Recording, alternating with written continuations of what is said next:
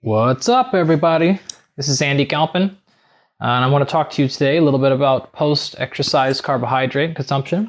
Smelly called me and asked me to talk a little bit about this, and of course I said yes because unlike most internet celebrities out there, Smelly just doesn't rely upon his amazing looks and tremendous aesthetics to gain his followings. He actually has some brains behind that wonderful smile of his. Now, what I seriously mean, though, is you all know his position on carbohydrates. He's got a book out about it. But what I love about him is he still asks people like me to come in, knowing damn well I'm going to tell you how good carbohydrates are for you post-exercise, so that all of you at home can have the real full sense and get the equal picture and then decide on your own. And we just need so much more of that in the field, and I can't applaud Smelly enough for doing things like this and letting you all hear the opposite side of the argument. So, like anything else, if you've ever heard anything about me or been to my website, it's all about context. So what I want to do is maybe just go over a couple of different scenarios. Mark actually mentioned in his voicemail about this that he thinks that some part of the reason why we're being told to have these certain carbohydrates post-exercise is actually potentially driven by some monetization and marketing schemes. And I could certainly talk to you about that. I could give you a history of the field and walk you over why that actually is, but maybe we'll do that in a second part. So let Mark know if you're interested in something like that. But for now, let's focus on the actual question. And the answer is, yes, it does matter, but no, it might not matter. And it all depends on the situation. So it's pretty clear for most people that are consuming a mixed carbohydrate diet. So this would be people not in nutritional ketosis or on some other extreme diet. So people that are consuming some proportion of carbohydrates, and this would be probably anywhere between 20% of your macronutrients up to maybe 50 or 60%.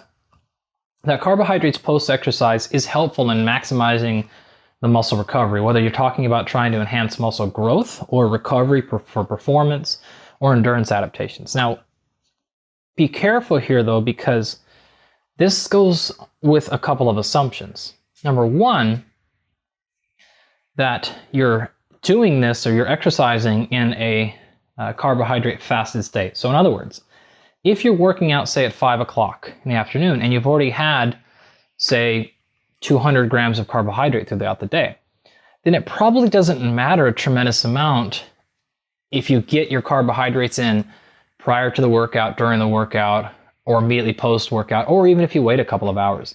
The total amount of carbohydrate you ingest throughout the day probably matters more than whether you specifically get it post-exercise.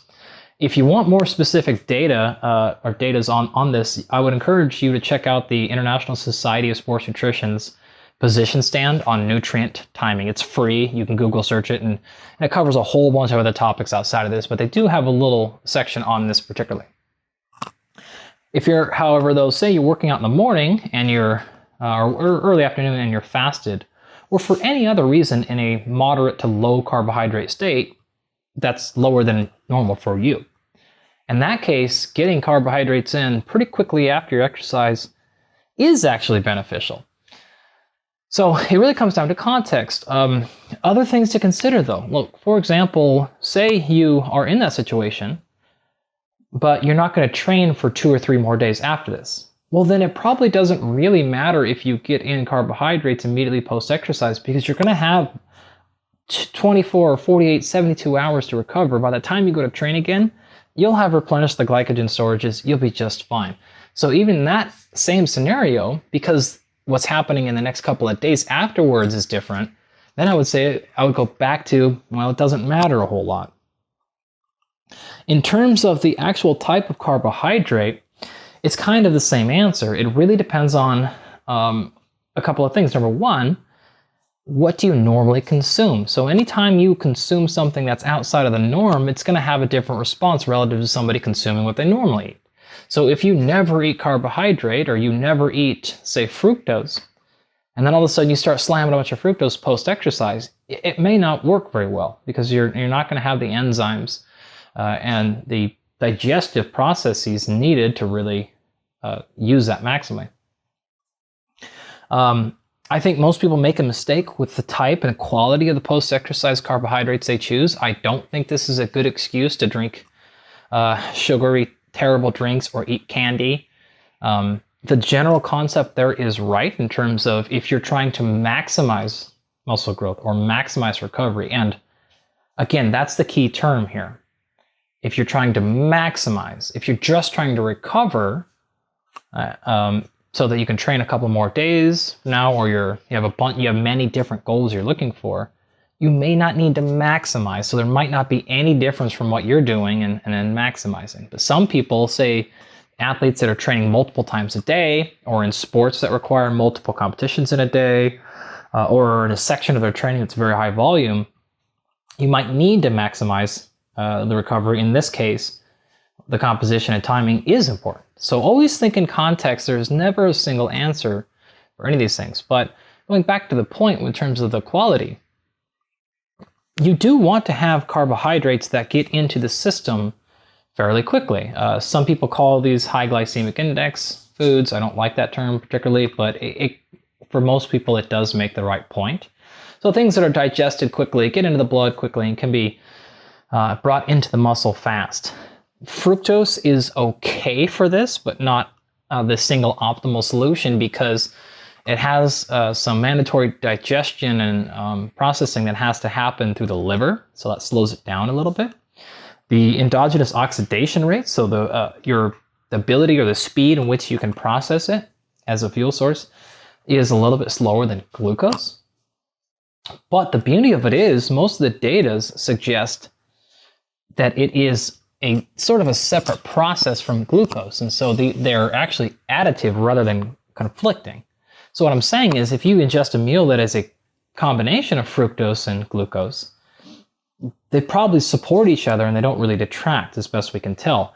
Now be careful, because there's a bit of a paradox here with getting through the gut. So if you load too much carbohydrate into digestion at once, you'll actually decrease the ability to get the carbohydrate out of the gut. And so you want to kind of work this system here where too much can make you feel terrible and counteract yourself.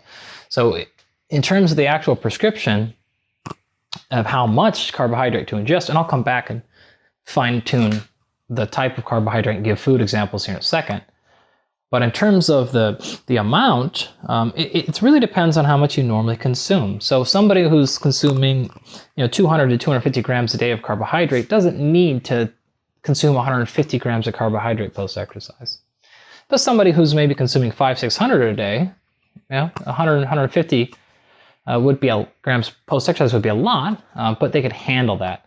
Most people, if you're consuming, again, 200-300 grams carbohydrate a day, 50, 60, 70, 80 grams post-exercise. If it's a good hard training session, it's probably good. If it's moderate, go on the lower end. And if it's a light session, maybe 30, 40, 50 grams carbohydrate post-exercise is enough. And of course, you've got to scale that up and down relative to body size. So if you're a 120-pound female, you got to scale that down a little bit. If you're 385-pound Mark Bell in his heyday, you got to scale that up a little bit. So the numbers are always relative to body size, but I'm just sort of talking to the average 150 to 200 so pound person. That's where most people sit. So in terms of the food choices, you can use super low quality foods, but for many, many reasons we don't have time to get into today, I don't think that's the best option. So again, I don't think you need to be going out of your way to eat candy and sugar and Kool-Aid and things like that post-exercise. Now, I have one of my athletes, Olympic athletes right now, doing that, but this athlete is in a very unique situation, is training multiple times a day, is having all kinds of recovery problems. So one of the strategies we're trying is integrating some lemonade during her workout, and she sort of sips that throughout her workouts, and we're sort of in the middle of it right now, so I'm not really sure if it's going to be helping or not. We'll kind of have to see, but that's one experiment we are running for a bunch of different reasons. But you don't have to do that. You can certainly get it from more quality sources. There's a couple of places you can turn to. Again, fruit is absolutely fine, but real food is fine here. You all can look up different foods that are within your preference and palate for high glycemic responding foods. And of course, you can go to white bread, different things like that. Again, I don't like that. I just don't think that needs to be a part of your diet unless you're really struggling with your recovery or your growth. I think we can get this from whole, real high quality foods for the most part. What that might mean is you might have to ingest some of those carbohydrates before your workout because they are a little bit slower releasing. This is your very standard veggies and fruits and good quality starches and rices and grains and things like that. If those are sitting well with your digestion, and there's all kinds of different types of grains, so we don't have to throw all of them out the window just because one of them doesn't sit well with us. I would encourage people to explore different types of rices and things like that from around the world, because maybe you don't handle, say, wheat or barley very well, but maybe there's some Asian vegetables or stocks or grains that you do handle well. So you can look to those or not. Like, if you don't want to, that's fine too. You can do it without grains. It's not that difficult to get in good quality carbohydrates. If you're insistent upon having a supplement, I would actually encourage you to check out what are called resistant starches. And these are very unique. You can get these naturally. Common examples are things like cooking a potato, mashed potato, cooling it in the refrigerator, eating it again the next day. What happens is the starch in the potato converts to what's called a resistant starch, or at least that's what some of the data suggests. And the beauty of that is when it gets sent into your gut, it actually gets processed and released more like a ketone body than a carbohydrate. And so that's a benefit there for those that are concerned with being in keto or other things like that. You can still eat a lot of carbohydrates. And this is a little bit of a tangent, but this is actually one of the things you're seeing from the ketogenic community is they're starting to realize these things. So they're sort of backing off the extremism in a lot part and realizing that a lot of quote unquote carbohydrates, just because you see that on a chart on the internet does not mean it's going to equal being a carbohydrate in your body. We have all kinds of conversations there, and so a lot of keto people are realizing, wow, there's actually certain carbohydrates that I can eat that don't kick me out of ketosis, and that's because a lot of them are not being processed like a carbohydrate. Again, actually knowing some physiology and some biochemistry, it turns out it's pretty important. Anyways, so going back to it, you can check out a company called 3 Fuel. 3 as in the number 3 Fuel, and they make a product called 3 Carb. This is Brian McKenzie's company, and this is a very good resistant starch. We've actually tested this. We've done some 72-hour fasting and then consumed the carbohydrate, nothing but the carbohydrate, and still stayed in ketosis and actually saw dramatic maintenance of maximal exercise performance after 3 days of no food and just consuming this resistant starch.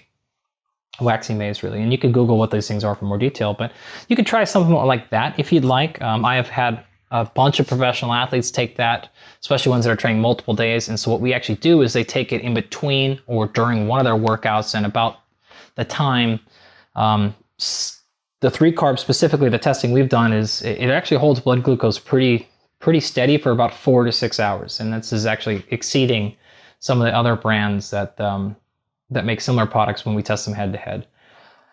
There's no magic cure though. Even 3 Carb has limitations and problems, but that's stuff to try if you would like. Again though, to reiterate, my default is let's just get it from real food. So to summarize, you don't have to have it post-exercise. The total amount of carbohydrate you get throughout the whole day is probably most important, unless you're in a weird situation that you need to maximize recovery or maximize growth because you've got multiple training sessions, or you've got to train again the next day, or for whatever reason you're struggling to recover, things aren't working well. But for most people, it's probably not a huge issue. Nutrient timing like this is very low in my totem pole of things I pay attention to when I work with a person the first time or the second time. It's usually something I'll have a conversation and I'll say, look, this is not your problem. Let's handle the bigger things like sleep, hydration, stress, etc. So anyways, hope that's helped. Happy to do another round of this and expand more on the conspiracy side of it, particularly that Mark kind of alluded to, or answer any follow-up questions on this. You can check me out at Dr. Andy Galpin on the social. My website has a bunch of free videos on things like this, and I'll try to make a video about this topic and throw it up on andygalpin.com. So that being said, much love, Mr. Smelly. Peace out.